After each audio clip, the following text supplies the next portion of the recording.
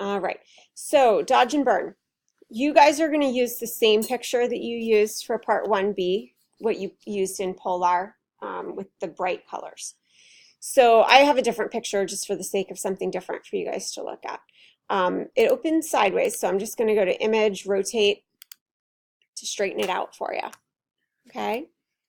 So same thing that we want to do, we want to duplicate the background layer. Okay? So that will give us a sense of what the picture looked like before we did any retouching and after.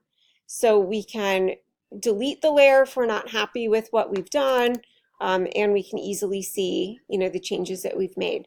So I'm going to just double click the lock icon to unlock it. Then I can duplicate the layer. Okay. I want to work on the layer that's on top. And the first thing I need to do with this, the dodge and burn, you're actually going to be working with a black and white image. Okay. So this image, even though it doesn't have a lot of color, it's still in color. So what I want to do is go to Adjustments, and then there's an option called Desaturate. So that's basically going to convert your picture into black and white. Okay. And I'm actually going to make another copy of the layer here so I can see the black and white version before I've done any edits and after. So I'm going to have 3 layers now. You always want to be working on the top layer, otherwise you're not going to see any of the changes that you're making. Okay? So the dodge and burn tools are right here in your toolbox. Okay? So the dodge tool is going to make the whites brighter. The burn tool is going to make darks darker. All right, so think if you equate burning like sunburn, your skin gets darker. That's a good way to remember it. Okay, dodging, you're basically protecting from the light. So it doesn't matter which one you start with, and you'll ideally probably want to go back and forth a couple times between the two to kind of build up the lights and darks evenly. All right, so let's start with, image is kind of dark already, so let's actually start with the dodge tool and lighten some of these things up. So again, anytime I switch with a new tool, I want to look at my tool options bar to see what options I have to customize. So I can change the brush.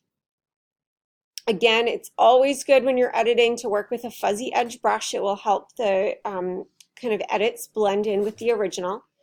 And I'm going to really use a large brush. You can see it's pretty small. And you can pull up the diameter of the pixels using this little slider here.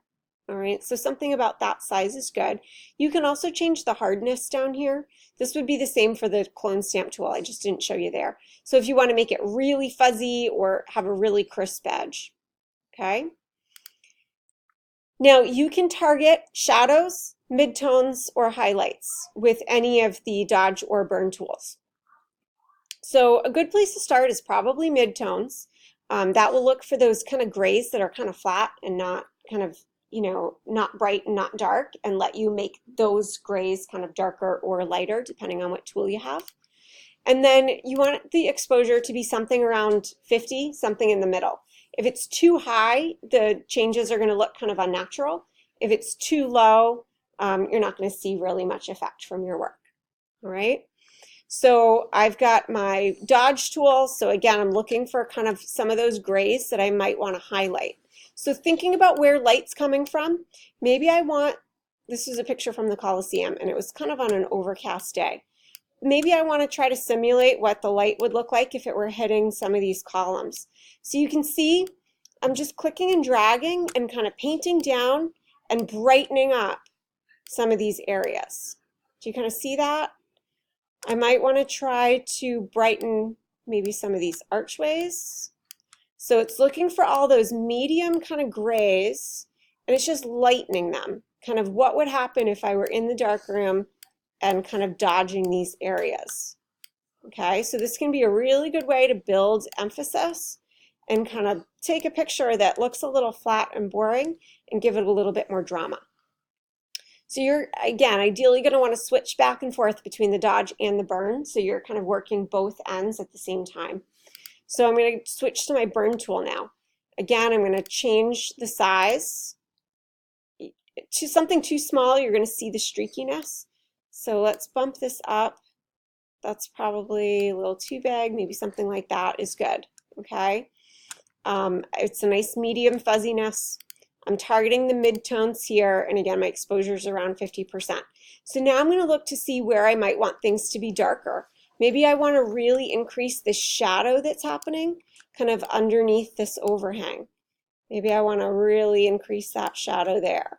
Maybe I want these to be really dark inside kind of these archways. Okay, so you're going to kind of work your picture a little bit here and there, and then kind of switch back to the other tool and kind of work it some more. Sometimes it doesn't look like much is happening, but remember, this is why we made the duplicate of the layer. So I can turn off the one on top, and I can see that was what it looked like just when I made it black and white. See how it's a little bit more interesting? There's a little bit more drama happening. It's a little bit more kind of contrasty, right? So the dodge and burn tool, again, best done with subtle changes. Make sure you're checking against your work from what you've previously done. And you can keep kind of going back and adding a little bit more. If you're not happy, right, with what you've done, you can use your history palette to step back through time, but the history palette will only remember like 20 commands or so. So if you've done a lot, every time you click your mouse, it's going to remember. So there's a limit to how much you can use the history palette for. But if you really are unhappy, you can always just delete the layer.